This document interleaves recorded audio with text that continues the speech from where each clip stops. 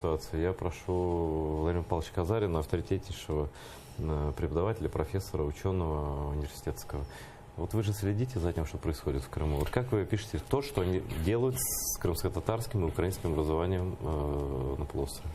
Я могу сказать, что я за этим следил с первых дней, когда это происходили все эти события, зеленые человечки сначала, потом все остальное.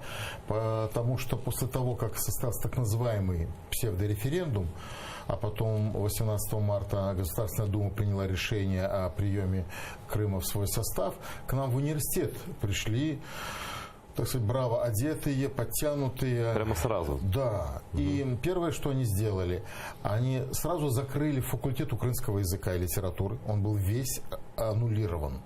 Мало того, на историческом факультете сразу же была закрыта кафедра истории Украины. Как сказал один из этих людей, это лженаука, такой науки нет истории Украины, потому что нет такого государства, есть только Россия и отдельные там где-то регионы с меньшинством.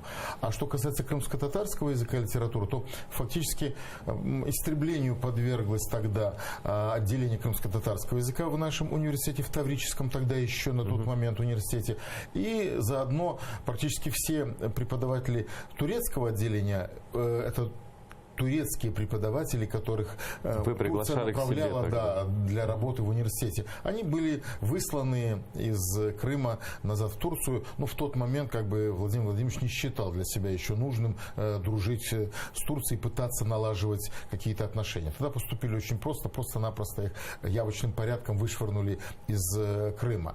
Вот это было сделано на фоне того, что в это же время с экранов телевизора было сказано, что Путиным подарена Конституция Крыма. 3 равных языка в Крыму. Конституции, да, 3 равных языка. И вот мы видели, как преподавание одного языка полностью было закрыто и фактически прекращено преподавание другого. Поэтому с первых шагов стало понятно, куда они идут.